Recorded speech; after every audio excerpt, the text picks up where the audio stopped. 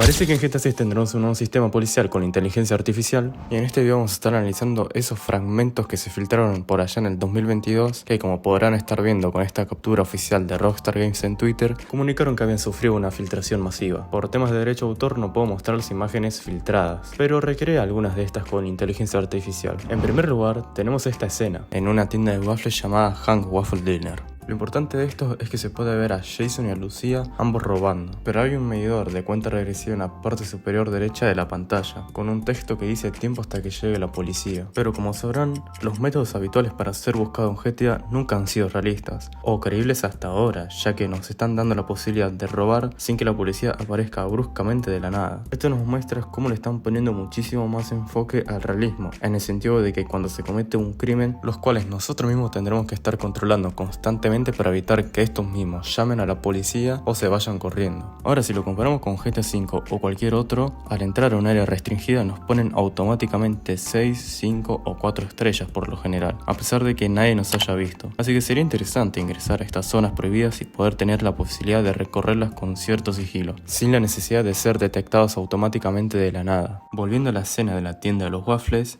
nos tenemos que preguntar hasta qué punto podemos llegar sin obtener un nivel de búsqueda.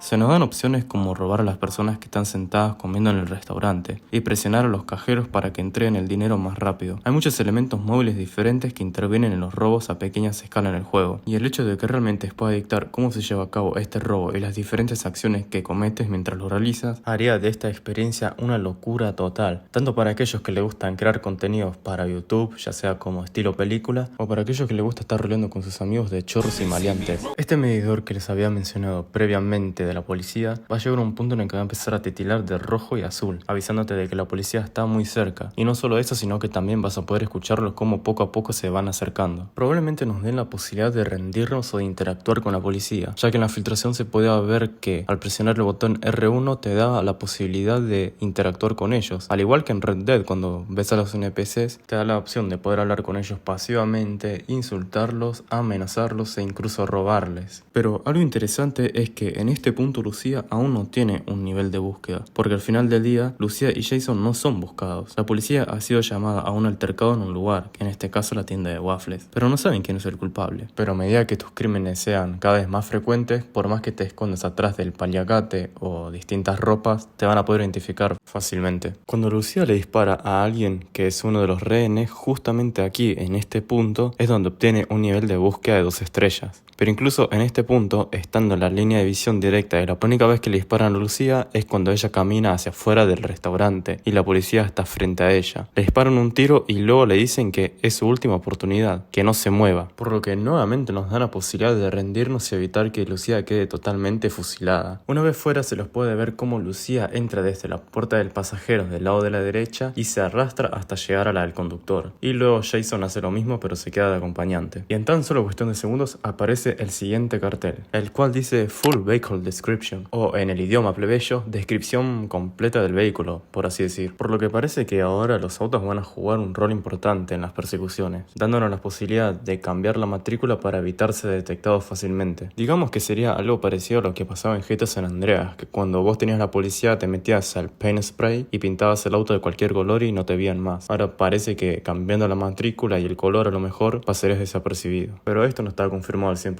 Pero este sistema no aplica solo para los autos, sino para cuando estamos a pie. Parecido también, nuevamente con las comparaciones, vamos con Red Dead Redemption 2, que luego de usar una máscara o no, dependiendo de la acción que hayas tomado, las autoridades te pueden identificar fácilmente por tu apariencia. Incluso si habías matado a muchos de ellos, se quedaban con cierto resentimiento y hablaban mal de vos.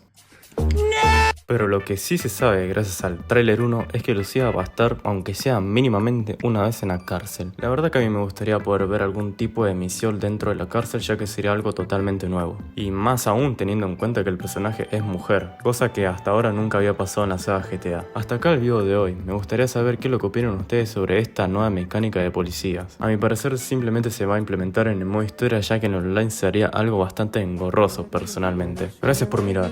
Nos vemos en el próximo video.